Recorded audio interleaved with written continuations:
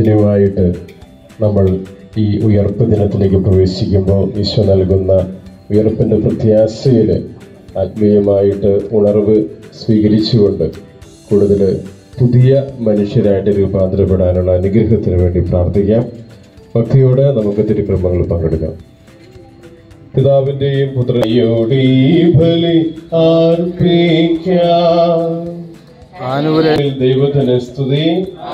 ഭൂമിയിൽ മനുഷ്യർക്ക് സമാധാനവും പ്രത്യാശയും ഇപ്പോഴും എന്നേക്കും. ഞങ്ങളുടെ കടങ്ങളും പാപങ്ങളും ഞങ്ങളോട് ക്ഷമിക്കണമേ. ഞങ്ങളെ പ്രവർത്തനപ്പെടുത്തരുതേ, ദുഷ്ടാരൂപയെ ഞങ്ങളെ രക്ഷിക്കണമേ. എന്തുകൊണ്ടെന്നാൽ രാജ്യവും ശക്തിയും മഹത്വവും എന്നേക്കും അങ്ങയുടേതാകുന്നു. ആമേൻ. യുഗങ്ങളുടെ രാജാവായ മിശിഹായെ, മരണത്തെ പരാജയപ്പെടുത്തി ഞങ്ങൾ ജീവൻ പ്രദാനം ചെയ്ത നിന്റെ അനന്തകാരണത്തെ ഞങ്ങൾ വാഴ്ത്തുന്നു. നിന്റെ ഉത്ഥാന രഹസ്യം ആഘോഷിക്കുന്നതിനും അതിന്റെ ദിവ്യഫലങ്ങൾ അനുഭവിക്കുന്നതിനും ഞങ്ങളുടെ സത്യത്തിന്റെ ജ്ഞാനം ഞങ്ങളുടെ ആത്മാക്കളെ പ്രകാശിപ്പിക്കുകയും ചെയ്യുമ്പോൾ സ്വർഗത്തിൽ നിന്ന് പ്രദക്ഷിണാകുന്ന തിരുകുവാനെ സ്വീകരിക്കുവാൻ ഞങ്ങൾക്കിടയാകട്ടെ. സകല സൗഭാഗ്യങ്ങളും നന്മകളും നിറഞ്ഞ എന്റെ കർത്താവ്, സത്യമായി ഞങ്ങളുടെ ശരീരങ്ങളെ ഉയർപ്പിക്കുന്നവരും ആത്മാക്കളെ രക്ഷിക്കുന്നവരും ജീവനെ പരിപാലിക്കുന്നവരുമാകുന്നു.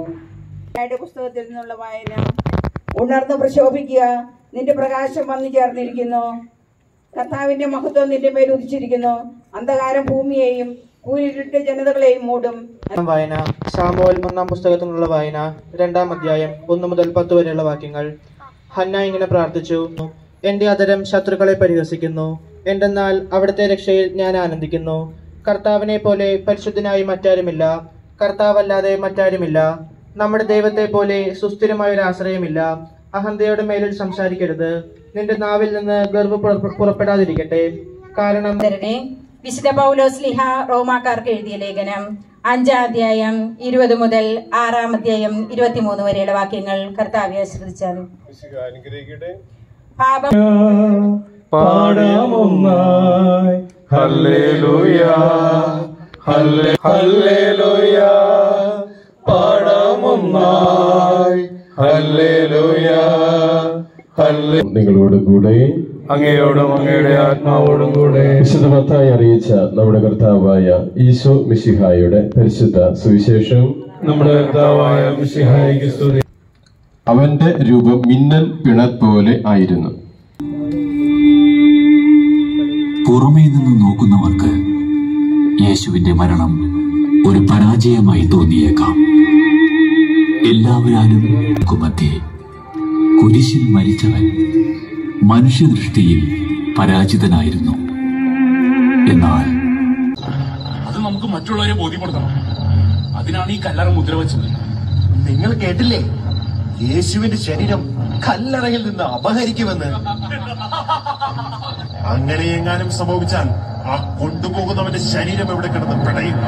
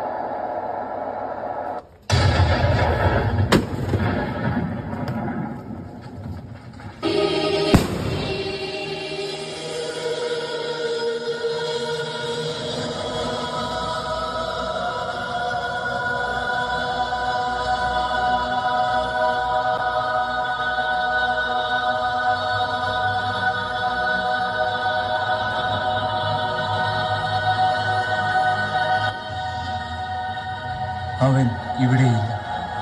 അവൻ അരുൾ ചെയ്തതുപോലെ ഉയർത്തെഴുന്നേറ്റു.